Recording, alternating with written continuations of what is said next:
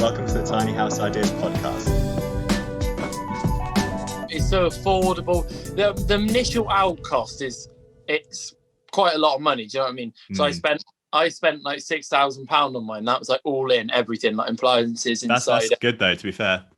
Yeah, it was really good because a lot of I'm really keen on like recycling materials. Like all my windows are recycled. Like my kitchen worktop that I'm just sat at now is made of like scaffold planks, and it's all like secondhand stuff which I got for like £5 for the window and stuff like that. I think it's really cool to like try and recycle stuff, but the actual like the cost of living is so minimal because like especially me on my own, like I've got a rainwater harvesting system rigged up on the back, so that like my washing up and my shower water just goes through filters.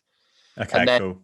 It's got like a chlorine. I put like a chlorine tablet out in the big tank and just do it that way.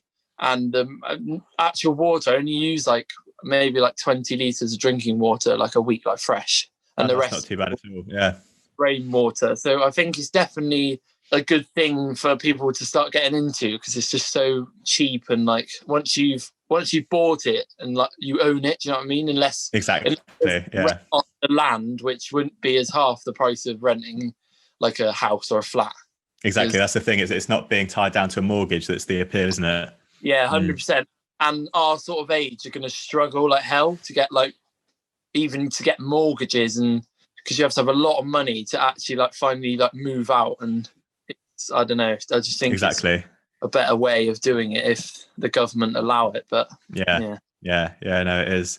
Well, you mentioned about your rainwater harvesting and stuff. Are you off the grid, or are you sort of like hooked into electricity and stuff? Or for the most part, I've got it rigged up ready for solar. So I've got stuff on 12 volts. So like my pumps for my taps and all that is all out of like a boat. I've used a boat sort of system, and like the fuse board, all 12 volt is out of like a boat as well.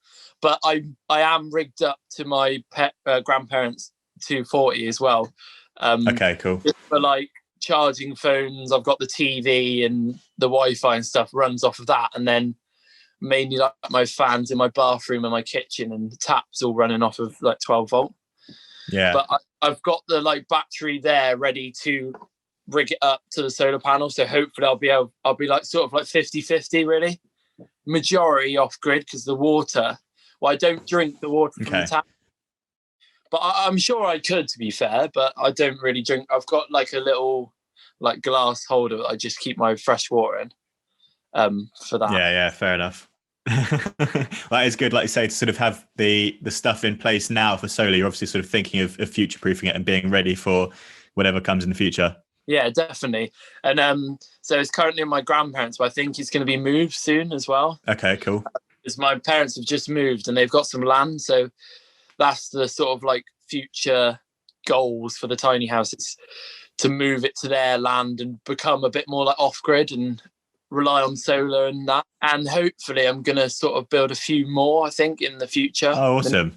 Years, to then do like some glamping on the side and stuff like that. That's what I'm looking into at the moment, sort of like getting people like thinking about it and like coming over and staying the night in it and saying like, actually, yeah, I could, or staying the week or whatever, and saying like, yeah, I could do that full time and like an option. It's the planning, honestly. That's all that's holding this back at the moment, really. Thanks for watching this little teaser for the Tiny House Ideas podcast. If you'd like to listen to the full episode, it's available on all major streaming platforms. So that's Spotify, Apple Podcasts, Google Podcasts, and all of the others. Alternatively, if you'd rather watch it sort of in a video format like this video has been, then that's available on Patreon. Just search for Tiny House Ideas. So thanks again for watching. Please do check out the full episode, and thanks again.